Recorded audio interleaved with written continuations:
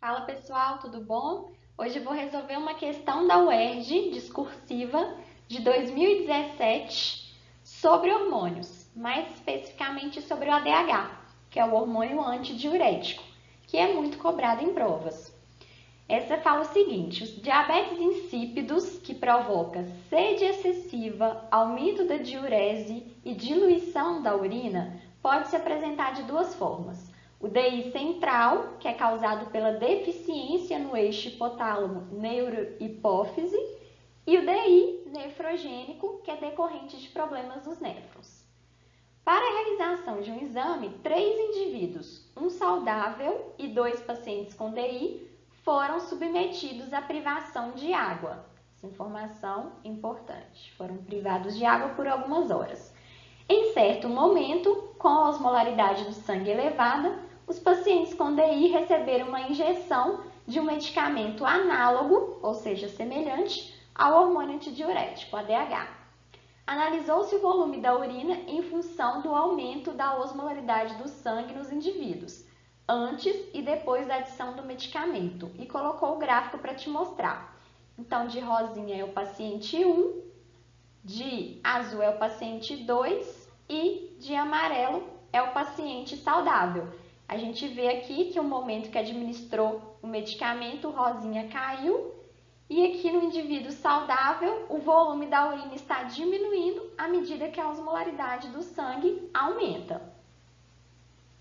A questão então pede: explique a redução do volume de urina em função da osmolaridade sanguínea no indivíduo saudável e em seguida identifique o paciente que apresenta DI central, justificando sua resposta. Então vamos por partes, né? Primeiro explicar a redução do volume de urina em função da osmolaridade sanguínea do indivíduo saudável. O que você ia ter que falar aqui? Te viu, conforme no gráfico, que à medida que a osmolaridade sanguínea vai aumentando, vai reduzindo o volume de urina. Por que isso acontece? Como eu privei o indivíduo de água, meu organismo entende que eu preciso economizar água e aumenta a osmolaridade do sangue. O que é a osmolaridade? É a concentração de partículas numa solução. No caso, a solução é o sangue. Então, meu sangue está muito concentrado, tem muitos íons nele ali. Eu preciso diluir. Então, quem identifica isso é o hipotálamo. O hipotálamo, então, identifica, tem osmorreceptores, e ele vai começar a produzir o ADH, que é o hormônio antidiurético, também chamado de vasopressina, que ele também controla a pressão arterial.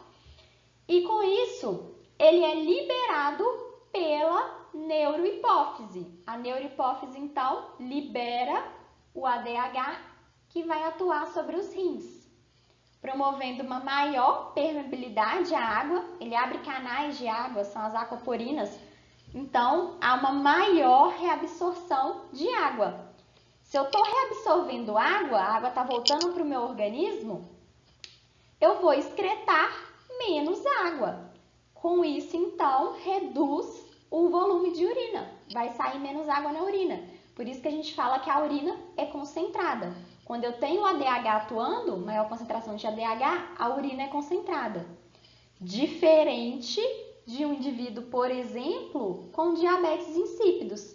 O indivíduo que tem diabetes insípidos, como falta o ADH para ele, não vai reabsorver água, então ele vai sair água na urina, que é a diurese que falou lá no início da questão. Então, a urina é diluída, não é concentrada, certo? Então, você ia ter que explicar isso daqui, tudo que eu falei, que com a privação de água aumenta a osmolaridade do sangue, libera o ADH vai promover a reabsorção de água e com isso diminui o volume de urina.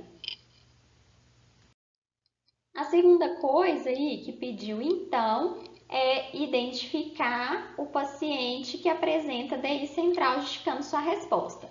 Como é que você vai saber o que tem DI central? No início da questão, não falou que DI central é aquele que tem deficiência no eixo hipotálamo-neurohipófise? Com isso, então, o indivíduo ele não produz ADH, o ADH não vai atuar, não vai ter absorção de água e a urina vai sair muito volume de urina. Aí, nesse caso aqui, como administrou o medicamento, o que está acontecendo com o paciente 1? Vamos olhar no gráfico. O paciente 1 não reduziu o volume da urina quando administrou o medicamento? Significa, então, que quando deu ADH para ele, o ADH atuou e diminuiu o volume de urina. Então, é ele que tem DI central. Já o paciente 2, vejam só, não mudou nada. Ele é o de azul, continuou uma reta, não fez diferença. Porque como ele tem uma deficiência no néfron, que é a unidade fisiológica do rim, mesmo que você dê ADH, não vai fazer diferença. Porque o problema dele não é ali.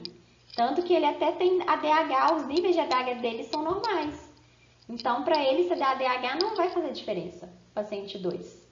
Dessa forma, então, quem tem DI central é o paciente 1. Aí você tem que explicar isso. Com a administração do medicamento, foi aquele que houve a redução do volume de urina, indicando que o ADH atuou. Certo, gente? Espero que vocês tenham entendido.